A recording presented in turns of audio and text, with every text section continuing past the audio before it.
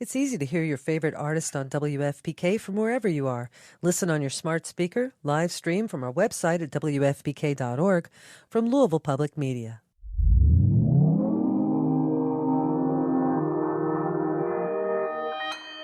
Consequence Podcast Network.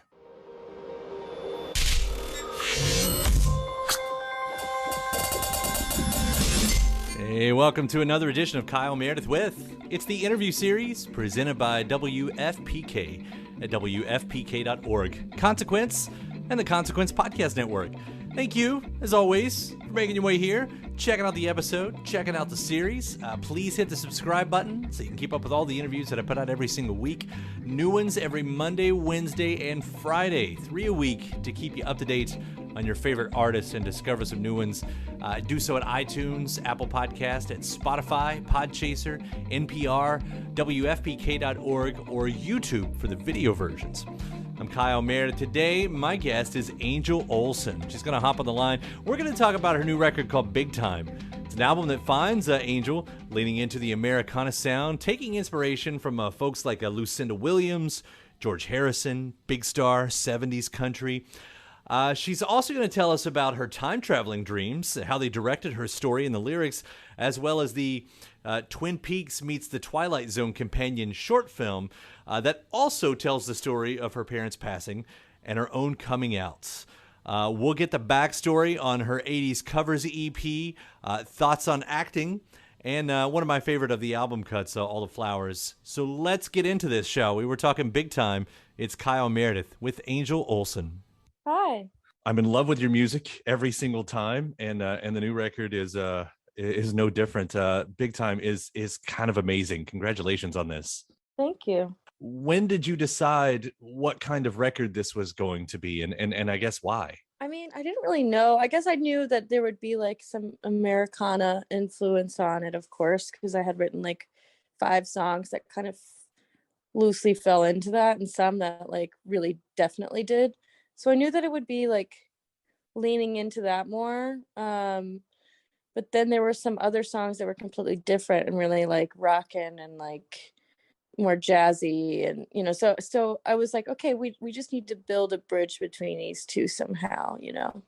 But I finished writing most of the songs in 2020, like the fall of 2020. So when you've got like the songs that you did lean into the Americana vibe, like when you've got that classic sound, does that then sort of dictate how you approach the lyrics, like just beyond the feel of it? Does it kind of direct you in that way as well? Well, a lot of times I write the lyrics first. I think I had been listening to a lot of like 70s country and Lucinda Williams, and I listened to a lot of like George Harrison, and I don't know, yeah, like a lot of stuff like Big Star, like Big Star's slower songs, where I was like, oh, I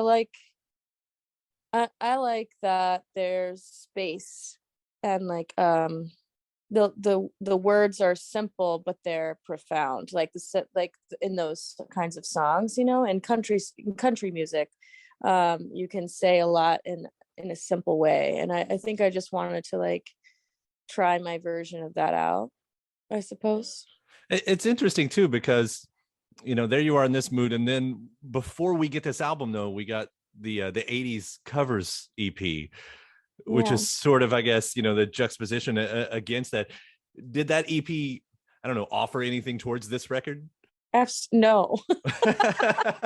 No, that EP, like I have a friend here who just opened a studio called Drop of Sun, and he had been working in his basement. He had a studio in his basement, and then him and his wife finally got together and got this space on Haywood Road in Asheville, and it's amazing. It's like a huge space. It's so beautiful in there and so vibey, and I think he and I were just wanting to make something together, and I had entertained working with him on the record, but it just felt like I needed to get out of town to record like some of these more intimate songs. And so I thought, well, it'll be fun to do like a covers record and do like some weird synth music. And I was the winter of like I would say Isles was recorded. When was it recorded? It was recorded like in the winter time when I was kind of like during the pandemic and I was feeling kind of depressed and I just didn't know what was going on in the world. And I kind of had to push myself through it to go to the studio. But once I was there with him and we were like working on it together, I was like, oh, I'm so glad I did this. So for me, it was just like a necessary thing to do, to have fun and experiment with like instruments I didn't know about, like Moog synths and shit, you know? Yeah, it's a really, it's fun, but it's also, so interesting. Of course, your takes on those songs, like I would have never imagined like the safety dance in that way. But there's, I think for me the Well, time. Adam who recorded it absolutely hates that song. So we had to like I had to beg him to record it with me, and he said, well, we're gonna make it really weird. And I was like, of course we are. Yeah, of course. Yeah, the weirder the better for this. But that's what there becomes this sort of ethereal thing, which you've kind of woven through your music throughout the years. And I definitely hear that, on the, I guess I'd say the less Americana songs on Big Time here, but there's a dreamy quality. You have a song called Dream Thing. I mean, your dreams and haunting and ghosts, I mean, they populate this record too. And the more and more I listened to it, I started getting this Twin Peaks, Julie Cruz vibe in my head.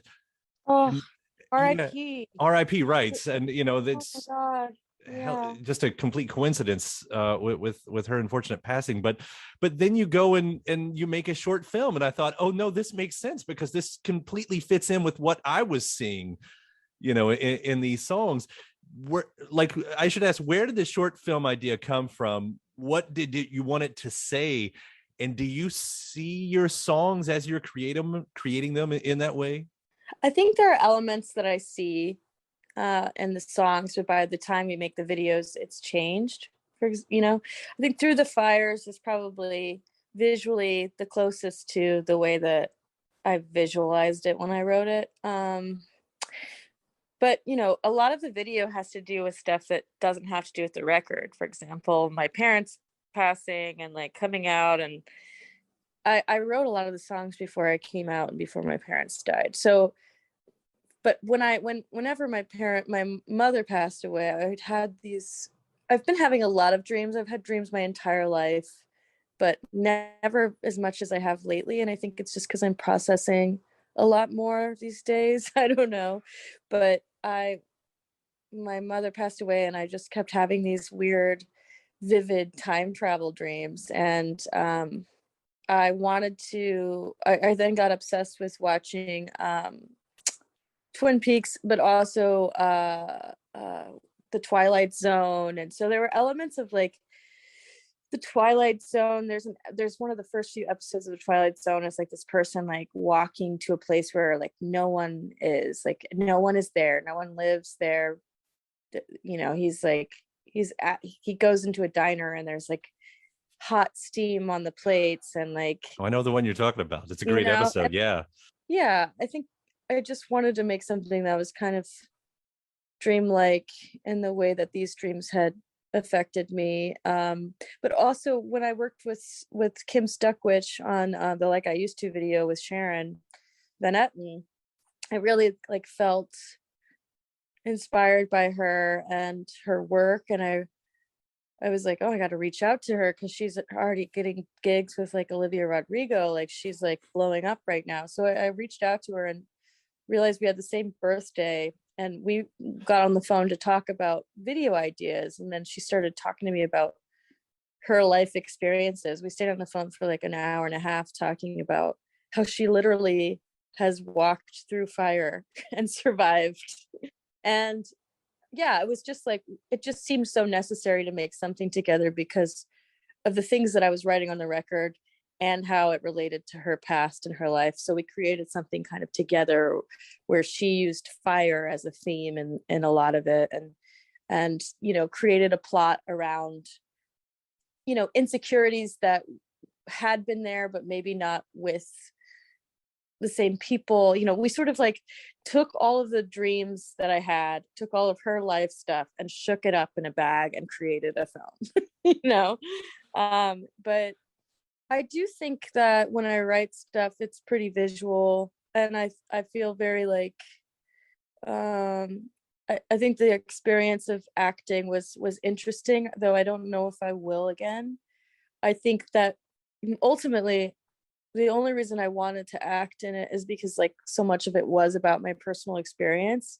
But in the future, I think, yeah, it would be really cool to just figure out a way to make visual, to make more visuals, not necessarily just music. But I will say it's always, people think it would be fun to be an actor or something, but you don't really get much say in what you have to do. You don't get to like have like final cut of what's happening. I do because I'm a musician and they're my videos, but that's a very rare circumstance. But in music, if you write music, you get to be you can be the singer, you can be the writer, you can be the actor, the director, you can do all of those things.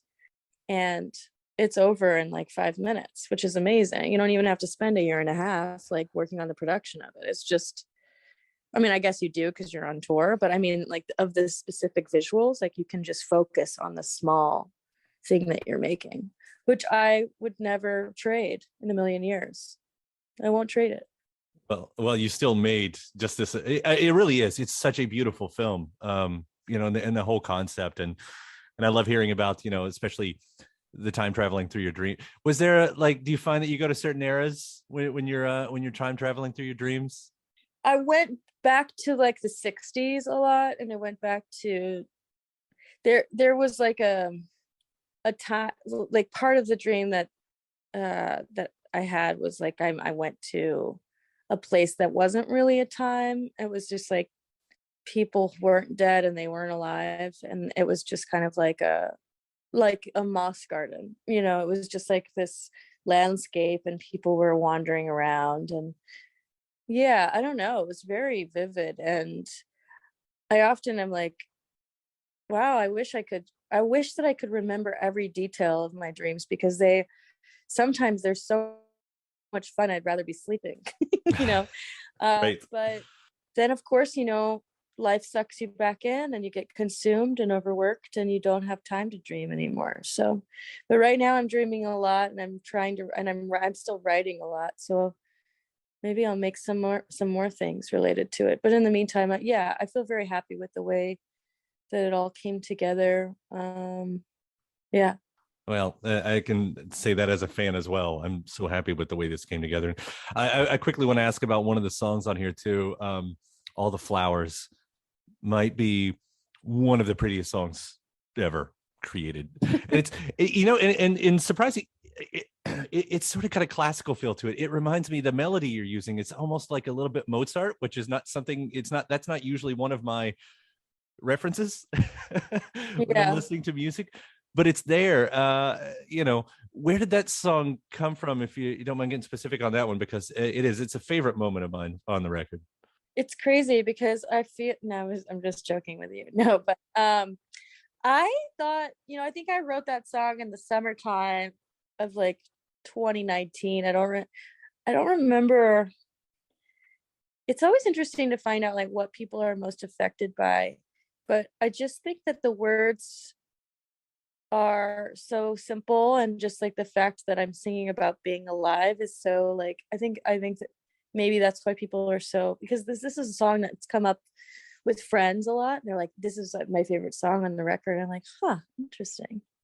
And like, so I literally just have to sing about being alive, and like that does it for you. But I don't really know. I think part of it is also just like, it cracks me up when the harpsichord comes in, like I'm like, wow, I'm like, and now we're at the Ren Fair, but I think for me it is, I think that song is probably effective because it's just about a simple thing that everyone deals with, and I wrote it, on a really nice, like just in my backyard on a summer day, like just thinking about how, when I was younger, I just thought, oh, I want to be surrounded by people and I want to get to know all these people. But the truth is like, there's so much beauty and truth and love to find in one person, and it can be incredibly difficult to connect with just one person, so I was just reflecting on how it's hard enough just figuring out who you are, but then even harder to be like, and now I am, is my connection with you real, or is it just me connecting with myself mirrored back at me? you know which we don't have to go too far into. I'll get too tangential, and before you know it, you're like, what are we even talking about anymore? But yeah, I spend some time, I try not to spend too much time thinking those kinds of thoughts, because they would drive me insane, but that's why there's music, so you can put them into songs. And then you become the ghost and go home. And I guess going further on what you were saying there, the way all the songs play together is what I'm getting at here. It's just, as an album, it's just so, I get so much out of it. One of those albums, the more and more I listen, there's a new story, there's a new point, there's something new for the movie that's going on in my own head, I guess. And that's beautiful. That's just beautiful. Thank you. Yeah, I think it's probably the most comprehensive record I've made. I think I've spent a lot of time trying to play Catch Me If You Can, with genre. And I never really wanted to fit into any one mold, just because I don't like it. I don't like how trapping making art can be, you make something and you're proud of it, and then everyone knows you for that thing, so then you feel trapped by being known only for that thing, and it keeps you from being able to publicly or just inwardly feel like you've evolved, and you do it to yourself because you make yourself important by making art and then trying to share it with everyone. But I think I think that's actually part of the reason why I just continue to make stuff, because I'm like, okay, I'm ready to change. I've changed, and it's time for me to make something very different. But I think that this is the first time where I'm like, all these songs, not all of them are the same, but I would say a good half of them are just like a step up from the same chord progression, And I think for me, a lot of it is, just about singing and saying things on this one, and not really, I didn't get too caught up in being preoccupied about whether or not someone would think it was, just, on All Mirrors, for example, it's like some of the songs have a beat to them, and some of them have strings, and some of them are soft. And I think it can be difficult sometimes to absorb a record when it's all over the place in that way, though. It's taken me a long time to admit that. Well, it's perfectly done on this, and I can't wait to see it on the tour. The tour with Sharon Van Etten and Julian Baker. I'm definitely gonna catch one of those dates. And yeah, Angel, again, thank you so much for what you're doing and the art that you're putting out there, and especially taking the time to talk about it. Thanks for taking the time too. My thanks to Angel Olsen. The new record is called Big Time. It is out now. Thanks to you as well for checking out the episode. Before you get out of here, make sure to hit that subscribe button. Again, 3 new interviews every single week. That's a new one every Monday, Wednesday, and Friday to keep you up to date on your favorite artists. Discover the new ones at iTunes, Apple Podcast, at Spotify, Podchaser, NPR, YouTube, the video versions, or anywhere you get your podcast from. Subscribe to Kyle Meredith with. Then after that, head over to WFPK.org. It's where I do a show Monday through Friday, 6 p.m. Eastern. It's an hour full of song premieres, music news, anniversary spins, bonus interviews, Monday through Friday, 6 p.m. Eastern at WFPK.org. Consequence as your music and film news. You can also find me on the old social medias, Twitter, Facebook, Instagram, mostly on Twitter. All 3 of them at Kyle Meredith. Do hope you like and follow along. That does it for another edition. I'm Kyle Meredith. I'll see you next time.